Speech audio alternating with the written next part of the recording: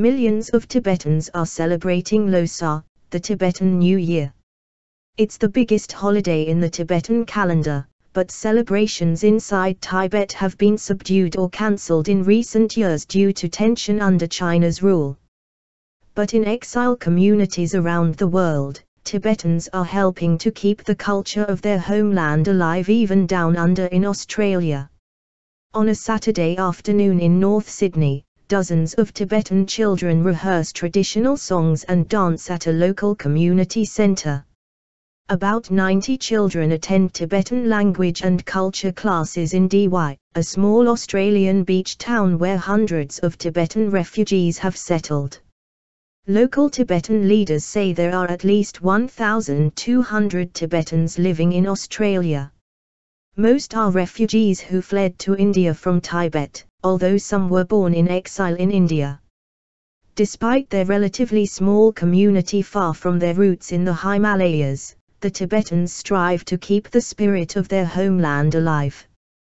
Teko Gyatso, the Dalai Lama's niece, visited Australia earlier this month and met with Tibetan exile communities. She works for the International Campaign for Tibet, an activist group based in Washington, D.C.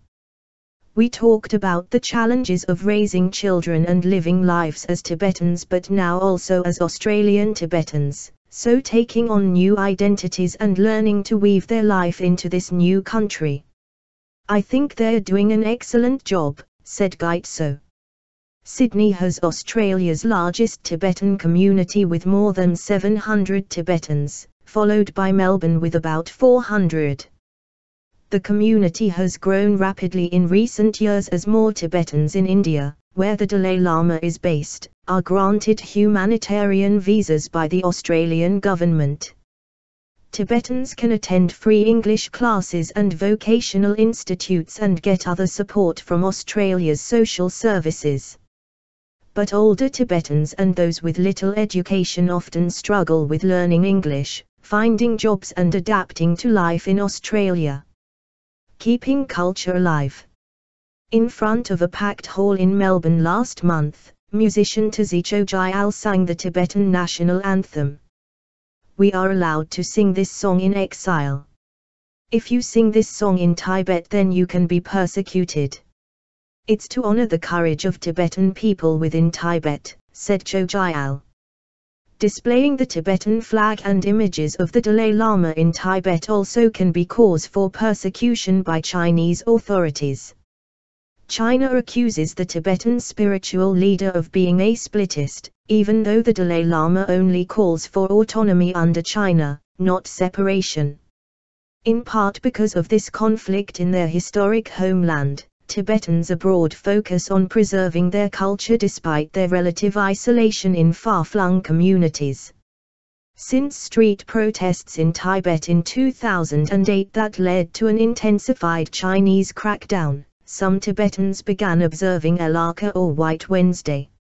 Each Wednesday, Tibetans wear traditional clothing, eat Tibetan food and patronize Tibetan businesses to support their culture. In Dee Why, where Sydney's Tibetan community is based, Tibetan men and women in traditional tunics and tuba dresses can be spotted amid the shorts and flip-flops worn by beachgoers. Dorji Dadul emigrated to Australia in 1980 and helped start the Tibetan language classes in Dee Why in 2002. Culture is the very identity of Tibetanness. Without culture and tradition then there's no more Tibet. We can be anyone Joe Blow, citizen of Australia, said Dadul. While retaining their own cultural identity, Tibetans here also participate in local holidays. On Australia Day on January the 26th, hundreds of ethnic groups paraded through Melbourne's city centre in a colourful celebration of the country's multiculturalism.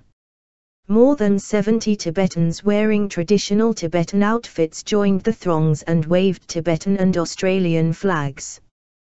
Thali Jigme arrived in Australia from India 4 months ago. He marched in Melbourne's Australia Day parade and his eyes lit up when describing the experience. It has given me a sheer honour to have shared the parade with them, sharing our own traditions, culture, dress. It's way much honor for me. I'm just hoping something like this will happen in Tibet soon, said Jigme. Keeping Tibetan culture alive in exile has deeper significance for émigrés. Jigme thinks of those in Tibet experiencing repression under China's administration. I have a responsibility of creating the awareness of what goes on in Tibet, the reality situation, said Jigme. For Australia's exiled Tibetans, like many others around the world, Losar is a celebration of the resilience of a culture that remains under threat in its traditional home.